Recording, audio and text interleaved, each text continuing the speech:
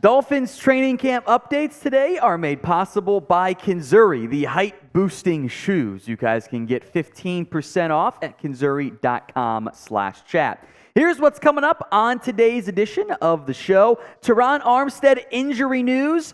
The apparent attempts from Saquon Barkley, or by the Dolphins to trade for Saquon Barkley. Tyreek Hill update, a possible sleeper at tight end, and even more Dolphins training camp news and notes. So make sure you guys are subscribed. We'll have you covered all off-season training camp long.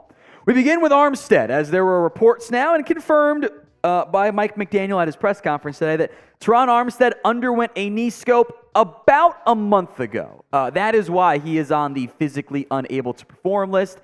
The expectation remains, however, that he should be fine to go for the regular season, and McDaniel predicts he, and then Isaiah Wynn, will be the first two players off of the PUP list for Miami. Also worth noting that Armstead did not have surgery on that foot-toe issue that bothered him so much last year. Despite that, Armstead did play really well when he was healthy.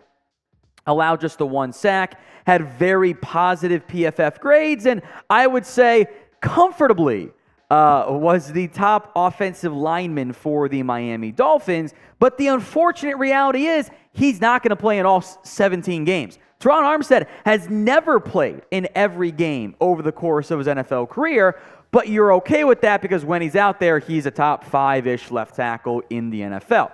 With Armstead and Wynn on the PUP list, the Dolphins did not have those two potential options out there at the left tackle spot. Now, there had been some speculation that Wynn could be a left side player, left guard option against Eichenberg, left tackle backup if and when Armstead gets hurt. He apparently injured himself during training. Should be back soon. That'd be the ideal outcome because, hey, you need to see what these offensive linemen can do. So Wynn should be back at some point here in the near future. You know, maybe it's not this week. Again, the pads don't even come on for another weekish, so you're not missing that much from an offensive line perspective here. So while Armstead is out, some left tackle options to monitor. I will make note, Dolphins reporters are not allowed to say who was working with the first team and second team, which is the stupidest, coaching paranoia thing ever. But Barry Jackson does report the organization is high on Kendall Lamb. So you can connect the dots there, and I will speculate that Kendall Lamb will get the first team run at left tackle with Wynn and Armstead out. Worth watching. Cedric Ogbuehi is probably more of a right tackle, and Jerron Christian probably a left side player as a backup option who can do both as well. So what is your concern level over the Terron Armstead injury? Scale it for me from 1 on the low end to 10 on the high end. We'll go more in depth on this here, but I love to hear what you guys have to say. So go vote at the pinned comment, especially if the ad comes here on YouTube. I'm going to put it at about a 5. I'm not panicking, but he's always hurt. That is the reality we operate within for Terron Armstead. He's not going to play every game. He's never done it in his NFL career. And as you get older, you don't get less hurt. The physical stuff you put yourself through as an offensive lineman doesn't get easier with age. He missed 4 games last year. I would take that right now. That means you're getting a very high-quality left tackle play for the vast majority of your season. He missed 9 games, 2 games, only 1 game in 2019, 6 games before that, played in 7 games back in 2016. He's going to miss time. That's why you have other options behind him, depth insurance options. Got to pay a premium because you're probably going to need it, right? He is still very good, though, when healthy, and a lot better than some of the other alternatives. Austin Jackson, the Dolphins have tried at left tackle over the past couple of seasons, and the other viable options out there. I'm not saying Armstead's going to miss the entire season. It is fine to be concerned and worried because he has missed so much time, but he's good when healthy. Dolphins today is presented by Kenzuri. I know my boy Will Scott suffered through this, but do you guys ever wish you were a little bit taller? Maybe you matched on Tinder, but a profile says must be over 6 foot. Maybe your date wants to wear heels, but she can't because it will make her taller than you. We got Short Kings covered with today's sponsor, Kenzuri. They make shoes that make it 2.8 inches taller without anyone knowing. Girls get heels, makeup, push-up bras. You men out there deserve a confidence boost 2.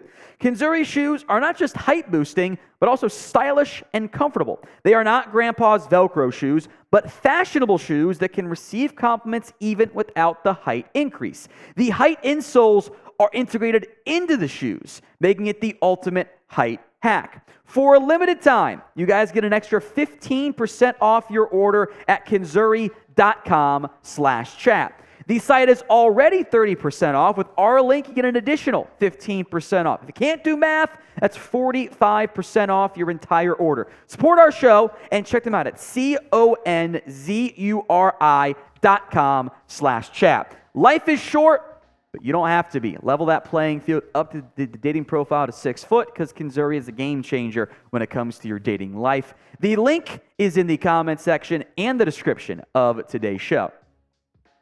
Tyreek Hill, he is under 6 foot, but when you're an NFL athlete, that tends to be overlooked a little bit more than maybe us normal people. Mike McDaniel did say the NFL was still investigating the Tyreek Hill Marina incident. If you don't know, hadn't been paying attention to the news cycle, Hill has settled with the victim after he allegedly, not really allegedly, like he settled, so whatever, allegedly slapped an employee on the back of the head. There were no criminal charges filed against Tyreek Hill, but it was a distraction. It was a news storyline, and the NFL does not follow necessarily what the legal system decides in terms of potential suspension. So here's what McDaniel said, asked about it today at his press conference. In a situation like that, everybody is disappointed with what you're talking about. When you're in charge of making decisions, you reserve as much judgment as possible until all the information is collected. The league is still looking at it. We'll keep you guys covered with what's going on around the Tyreek Hill investigation if and when there's any potential discipline handed out by the NFL. Hill is not a first-time offender necessarily either, given his past. And we'll also have you covered with everything going on in training camp. News, updates, takeaways, and a whole lot more. Hit that sub button right now. Let's go to Saquon Barkley, a very unique story that I wanted to mention, even though it's not going to lead to anything, but might inform what the Dolphins' plans are along the running back spot. Conflicting reports out there, the Dolphins may have tried to trade for Saquon Barkley. Now, Saquon has now signed a 1-year deal with the Giants, so the trade is obviously not going to happen, but it is another potential touchpoint indication of the Dolphins showing interest in running backs this offseason. So this began with a report from Mike Florio of Pro Football Talk, who, it's Florio. Per multiple sources, the Giants called a dozen teams in an effort to find a potential trade partner back in the March-April timeframe. The calls came at the request of Barkley's representation. The Giants obviously found no takers. It's unclear what they wanted. Barkley was trying to get, we're told, a contract to pay something in the range of $15 to $16 million per year, which would make him the highest paid back or close to it in the NFL. The New York Post, meanwhile, reported this aspect. When negotiations stalled at the Giants' place, the $10.1 million franchise tag on Barkley back in March, the running backs representatives asked the team to shop him around to the league to shape a fair price, as first reported by Pro Football Talk and confirmed. The Giants denied the request to test the market, league sources said. Contradicting PFT's report, the Giants shot to a dozen teams to make a deal, but Barkley was still seeking $15 million to $16 million per year at that time. In fact, the Giants turned down 2 offers called into them by teams who have since shown to be in the market for other top backs, including the Miami Dolphins, league sources say. How exactly the other teams knew to call about Saquon Barkley, and the Giants also said, no, I'm not sure how that really balances out there. It's all a moot point, though. In the end, Barkley got paid for the 1 year by the Giants. Dolphins also drafted Devon Achane. Now, I assume here that these calls were made pre-NFL draft, when the Dolphins had been linked to Dalvin Cook in a trade. Post-draft, linked to Dalvin Cook and Saquon Barkley.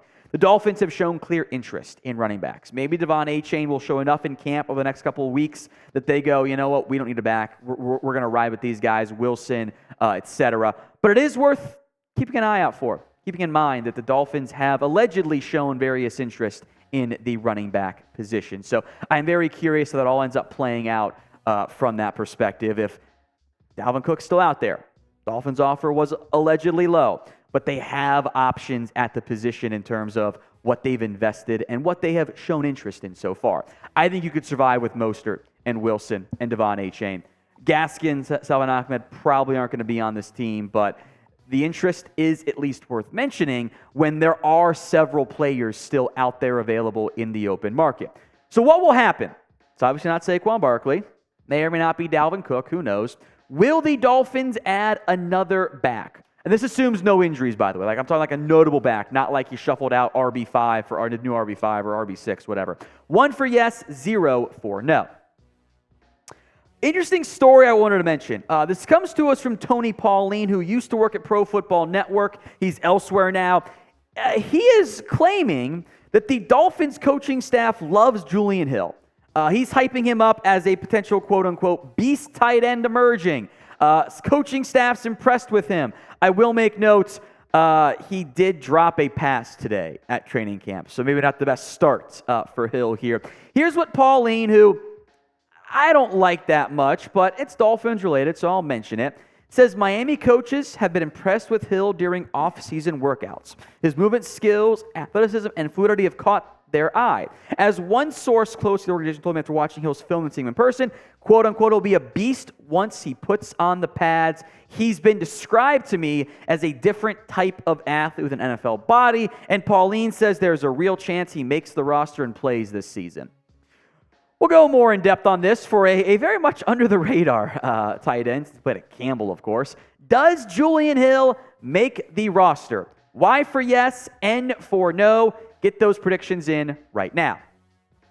Durham Smythe is clearly tight end 1 right now on this team, but it's an unproven group. Tanner Connor's banged up. Elijah Higgins was a draft pick who's converting from kind of the big slot wide receiver role to a full-time more tight end. Hill showed some flashes at Campbell. 38 catches, 659 yards, 5 touchdowns. There's some traits there. You know, his athletic testing was pretty good. This idea that he's a different type of athlete, these numbers are good. These numbers are not like, I know we don't like him and for how he played.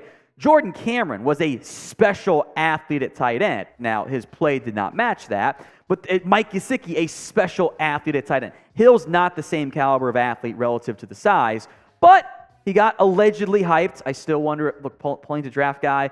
Maybe he's doing the agent a solid, who knows, but this is at least worth keeping an eye out for as an under-the-radar name at the tight end spot.